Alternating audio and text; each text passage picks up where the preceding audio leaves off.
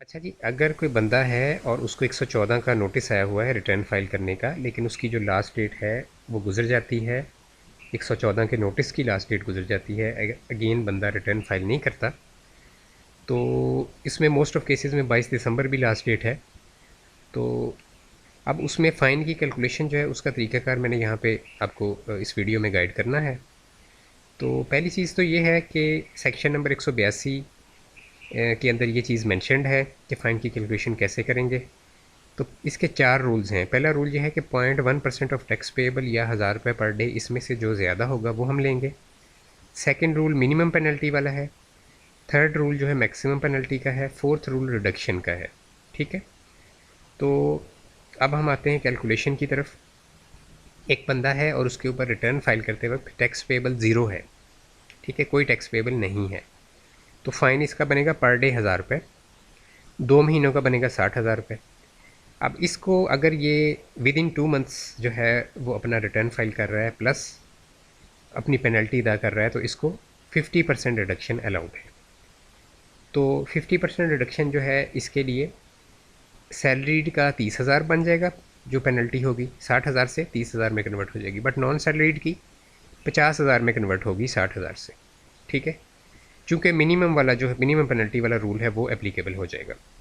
ठीक है जी, जो कि सैलरीड के लिए 10,000 होता है मिनिमम पेनल्टी और नॉन सैलरीड के लिए 50,000 होती है। इस वजह से 50,000 से नीचे नॉन सैलरीड नहीं जा सकता। अच्छा जी, नंबर सेकंड, एक बंदा है और उसका टैक्स पेबल 7 लाख रुपए है था रिटर्न फाइल करते वक्त, बट अब जब वो लेट रिटर्न फाइल कर रहा है तो उसमें पेनल्टी उसकी 0.1% ऑफ टैक्स पेबल बना 700 पर डे।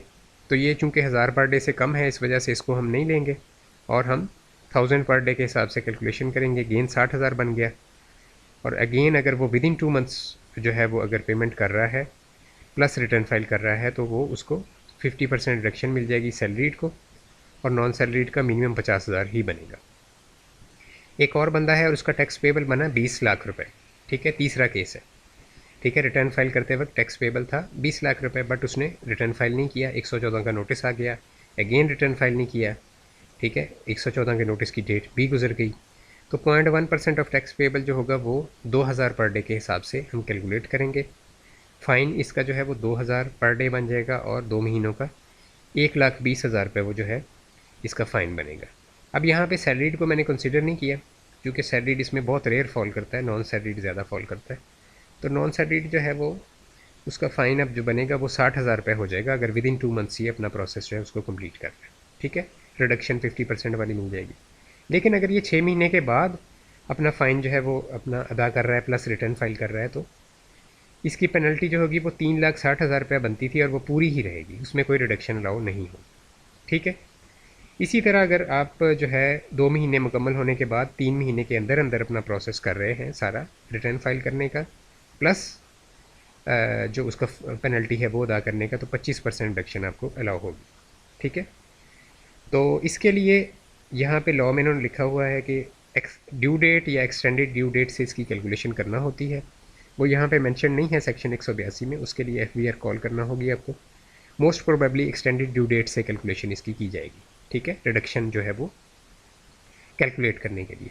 तो अभी 47 डेज़ तो ऑलरेडी हो गए हैं हमारी जो एक्सटेंडेड ड्यू डेट है उससे ऑनवर्ड। अच्छा, इसमें एक और भाई पूछ रहे थे कि ये जो मैक्सिमम पेनल्टी वाली कंडीशन है ये तो कहीं लगती नहीं है। तो बिल्कुल ये नहीं लगती। कि देखें, अब मसलन ये 20 लाख रुपए टैक्स था इनका पेबल जो था, और इनको पेनल्टी अब साल की जो है 7,20,000 रुपये पड़ेगी मैक्सिमम। तो अब ये 200% वाली कंडीशन इनकी जाके 6 सालों में पूरी होगी। ठीक है, यानी अगर रिटर्न फाइल करने के बाद 6 साल गुजर गए तो फिर इनकी 200% वाली कंडीशन जो है वो उससे टैक्स एक्सीड करेगा, 6 सालों से ऊपर जब जाएंगे हम।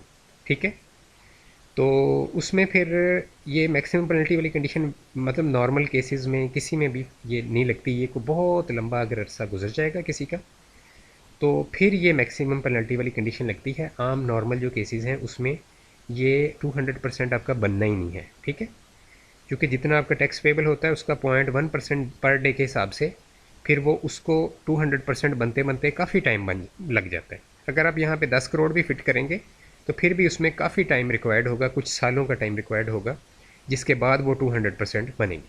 ठीक है जी, तो बाकी इसमें एक और चीज़ आपको बताता चलूँ कि सैलरीड जो है उसके लिए इन्होंने लॉ के अंदर बताया हुआ है कि 75% या इससे ज़्यादा जिसकी टोटल इनकम यानी रिटर्न फाइल करते वक्त जितनी भी इनकम्स उस बंदे की थी उसमें देखा जाएगा कि अगर उसकी सैलरी में से 75% या इससे ज़्यादा इनकम आ रही है तो उसको सैलरीड कंसीडर किया जाएगा।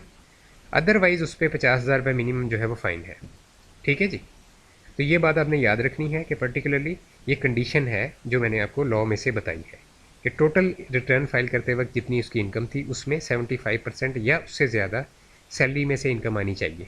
अदरवाइज़ वो सेकंड में फॉल कर जाएगा। अगर 75% से कम उसकी इनकम है सैलरी से यानी कि दीगर इनकम उसकी बढ़ गई हैं तो फिर उसका सैलरी वाला स्टेटस उससे ले लिया जाता है, फिर उसको दूसरे स्टेटस में डाल दिया जाता है। आप आसान अल्फाज में ये कह सकते हैं। ठीक है जी। और कोई क्वेश्चन हो ज़रूर कमेंट करें ताकि उससे रेलिवेंट मैं आपके लिए वीडियो अपलोड कर सकूँ।